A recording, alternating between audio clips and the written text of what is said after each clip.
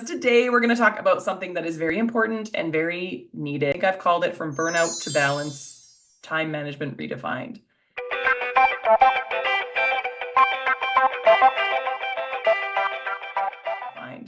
Because to be honest, of almost every single woman I speak to, this is a thread that runs through their life, either currently or it has at times, or it's going to come up. So if you feel like you're constantly fighting a losing battle between the demands of your practice and your home life, this session is for you. I know that many people struggle to find balance, and it feels like no matter how hard you try, you are falling short somewhere. Today, I'm going to give you some practical strategies to help you redefine balance and create a life that feels more sustainable and fulfilling. And I'm here to tell you that yes, you can have both. You can have a thriving, profitable practice and a very fulfilling personal life. The key is to start with defining what balance is actually for you, because we will all have a very different definition, and then taking some intentional steps to make that your reality. So before we get into strategies, let's talk about why balance can feel very elusive, especially for women like us who are managing a demanding career and a home life. A lot of women, especially in leadership roles like running a dental practice, feel like they have to give 110% to their work in order to be successful.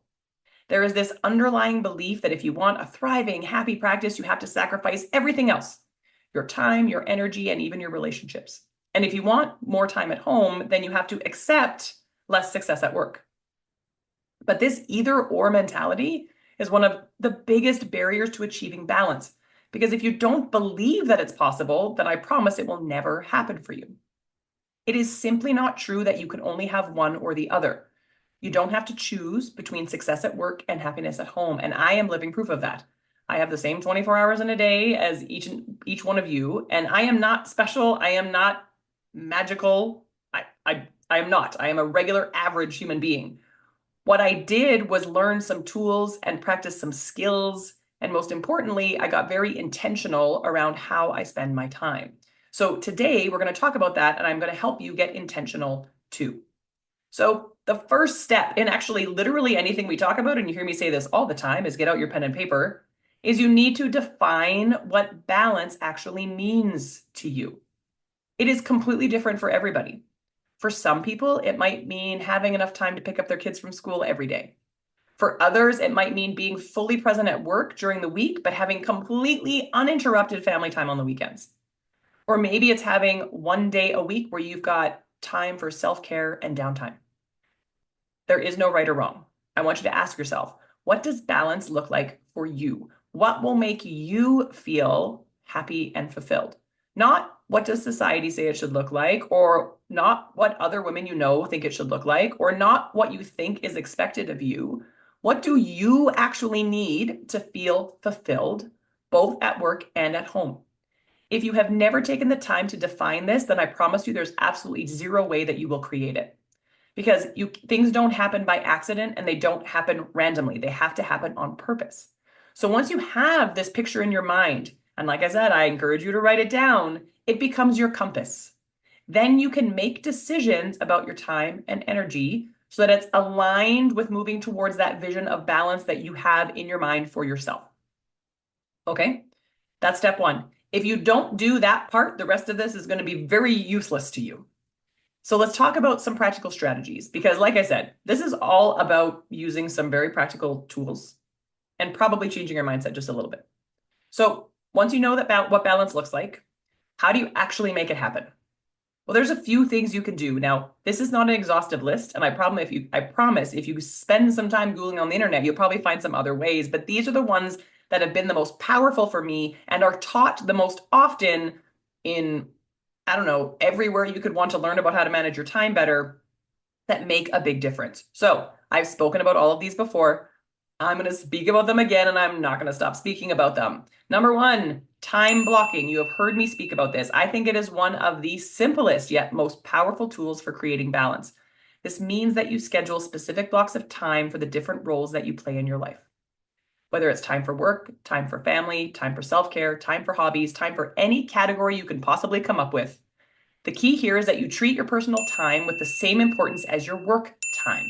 If you block off 2 hours for family time or for a workout, you need to protect that time just like you would if it was a patient appointment. As an example, you might block off 8 to 12 for patient care, 12 to 1 for lunch and personal time, and 1 to 3 for practice management. And after 3 p.m., maybe that's family time or personal time. And then you can get as detailed as you want with the blocks that live in those different time places. The app I use, I talk about it all the time. It's a time blocking app called Time Finder. You can get it in the App Store, but there are many, many apps that do that. And it links to my regular calendar so that I already know all the stuff that's already in there. But time blocking is about being intentional with how you use your time, meaning you know what your priorities are, you know what balance looks like to you, you design it into your schedule, and then you actually follow it. Now, of course, a little bit of flexibility has to be in there, but you'd be amazed at how much time you find. And when you plan your time, you'll be amazed at how much time you don't spend on activities that actually are not a priority in your life. Gives you back a lot of time that you didn't think you had. Number 2, and one I love to talk about, is delegation. Many of us struggle with delegation because we feel like if we don't do it ourselves, it just won't get done right. Right, ladies? But if you're constantly saying yes to tasks that can be handled by someone else, you are just eating up your own time. When you look at all of the people that you might consider to be the most successful people on the planet, I know you know this logically, they have all the same number of hours in a day as you do. So the difference between their success or balance, if that's what you're shooting for, is just how they use their time. So you need to learn how to trust other people to do things, to do stuff at work, to do stuff at home, so that you can free up time in your day for the things that are your highest level priority and that you're the best at and that you enjoy the most. So as an example, if you are still handling all of the administrative work or maybe marketing tasks in your practice, maybe we should start trying to delegate some of those to someone on your team or to outsource them so you can focus on the things that only you can do. It doesn't only have to be things you love, but it should be things you enjoy at least some of the time and things you're good at. If you're not good at it or you really hate doing it, please get rid of it. Another thing you can do is batch tasks. So batching is another great time saver. It means you group together similar tasks and do them in one sitting instead of spreading them out. It is just a more efficient way to work because it reduces the time that you waste when we switch between tasks. Time blocking also helps here because it is easy to batch when you time block. So as an example, instead of answering emails throughout the day, like opening your inbox 45 times a day, then you batch answering emails into a 30-minute block and you handle all your emails at once and then you're done. You can do the same thing with like posting on social media or reviewing patient charts or any of those things. Another thing you need to do, and my video last week talked about this, is set some boundaries. Yep. You need to set some clear boundaries between work and personal life. This might mean that you turn off your email notifications at a certain time, or that you don't take work calls during family time. Boundaries help you protect your time and avoid feeling like work is always creeping into your personal life. So if you have a goal that you're going to have dinner with your family every single night, then set a boundary that you're not going to check your work emails or take calls between 6 and 8 p.m. And you'll be more present with your loved ones and you'll protect that valuable time. There is no reason to be connected 100% of the time.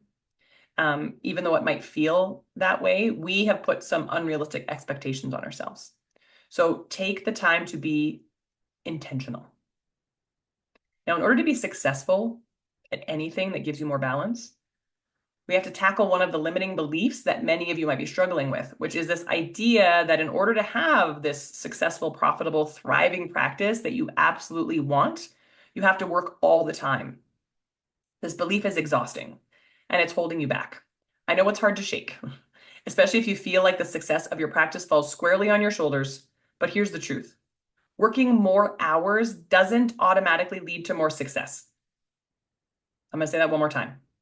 Working more hours doesn't automatically lead to more success. In fact, when you're burnt out, when you're overwhelmed, when you're exhausted, the work quality that you do suffers, your leadership ability suffers, and ultimately your practice will suffer. So you can run a successful practice and still have time for the things that matter outside of work. The key is to focus on working smarter, not harder. And that means you have to get very clear on your priorities.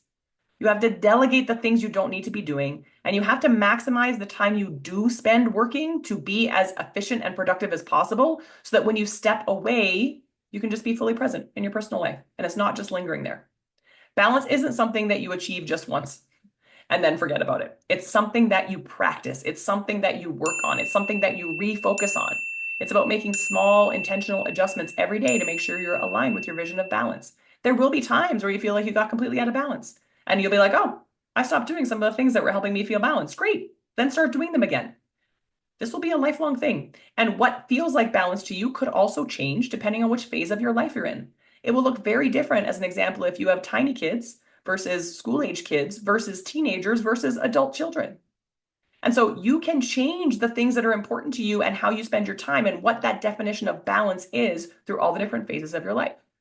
I mean, at the end of the day, balance is personal. What works for someone else may not work for you, and that's okay. The goal here isn't to create some kind of like magic perfect life, but it's to create a life that feels truly aligned with your values, your goals, and your well-being. And you're the one who gets to define that. Maybe for you, balance means working 4 days a week and spending Friday with your kids. Or maybe it's carving out time every morning for a yoga or for meditation before you start your day. The point is, you get to decide what that balance looks like, and then you can start building it one step at a time. The strategies I talked about today, like I said, they're not every strategy you could use, but time blocking, delegation, batching, and setting boundaries are tools that just help you create a more sustainable work-life balance because they are ways that you manage your time. But the first step and the most important step is defining what you actually want right now. What do you want right now? And then take intentional action towards that vision. It's the only way you'll ever get to that place where you feel fulfilled and balanced in your life, in the way that you envisioned it. I truly believe that every person can have whatever it is that they want to have, whatever they can do, be, and have all of it. But you can't have it unless you've defined it, unless you know exactly what it is. So here's your challenge for the week. I love to give you guys a challenge every week. Thanks to those of you who actually take the time to do it. It's just for you. It doesn't help me at all. I promise it will help you. Take some time to sit down and define what balance looks like for you. I highly recommend whenever you sit down to vision something that you are feeling really good. You have to be in a good headspace. Don't do it when you're frustrated, angry, bored. Do it when you're feeling somewhere above contentment, okay? Do it when you're feeling good and write it down. Be specific about it. What do you want work life to look like? What do you want home life to feel like? Where do you want your time to be divided? How are you going to define what success looks like to you? And then choose one strategy or two, whatever, and start to implement little things that move you closer towards that vision of balance. Because you can have a thriving, successful practice and a very fulfilling personal life. And it's not just about working more. It's not about just cutting all this other stuff out. It's about working smarter and about being very intentional with your time and your energy. If you need help figuring out where to start, or if you're struggling with a particular area of balance, you can always drop a comment below. You can send me a DM. You can shoot me an email. I'm here to help. Anything that you need. And if you've got a topic that you want me to talk about, I say this every couple of videos, let me know. I'm always happy to talk about anything that you guys think is important. I'll see you next week. Have a good one.